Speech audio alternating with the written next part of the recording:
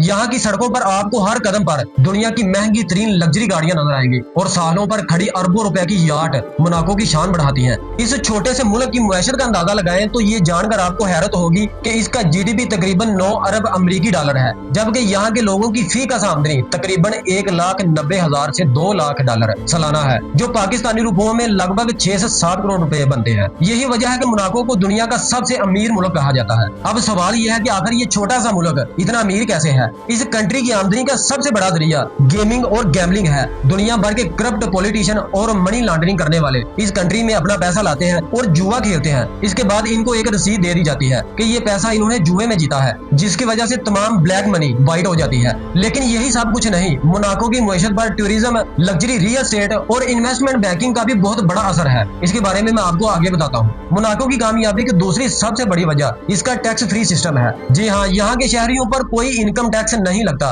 और यही वो कशिश है जिसकी वजह से दुनिया भर के अमीर तरीन लोग अपना पैसा लेकर इस छोटे से मुल्क में आ बसे हैं। लेकिन इस छोटे से मुल्क को इतना अमीर और लग्जरी बनाने में सबसे बड़ा हाथ एक कसिनो का है, जिसका नाम है मोंटी कार्लो कसिनो। ये शानदार कसिनो पहली बार 1863 में खोला गया था और महज 6 साल बाद यानी 1859 में मोनाको की हुकूमत ने अवाम पर लगने वाले तमाम टैक्स खत्म कर दिए। इसके बाद रियासत की आमदनी का सबसे बड़ा जरिया यही कसिनो और इससे जुड़ा हुआ टूरिज्म का निजाम बन गया। अब सवाल ये है कि आखिर ये कसिनो खोला ही क्यों गया और खोलने का ख्याल कैसे आया। इस बात को समझने के लिए हमें मोनाको की तरीके और आग पलटने होंगे। 12वीं सदी में मोनाको का ये इलाका रोमन अंपायर के असर रसूख में था। बाद में ये इलाका इटली के शहर जेनवा के जेर असर आ गया। इसी दौरान जेनवा के हुक्मरानों ने अपना एक ताकतवर मशीर ग्रिमाल्दी फैमिली को ये इलाका अलाट किया। लेकिन इस वक्त ग्रिमाल्दी खानदान का यहाँ मुकम्मल कब्जा नहीं था। ये इलाका जेनवा की रियासत के जेर साया ही चल रहा था। वक्त गुजरता गया और 1297 में जब जेनवा के हालात खराब होना शुरू हुए तो ग्रिमाल्दी फैमिली ने इस मौके का फायदा उठाते हुए एक हैरानकुन मंसूबा बनाया। तारीख बताती है कि फ्रांसिस्को ग्रिमाल्दी नामी शख्स ने अपने साथियों समेत मोनाको के किले पर हमला करने का फैसला किया। लेकिन ये कोई आम हमला नहीं था।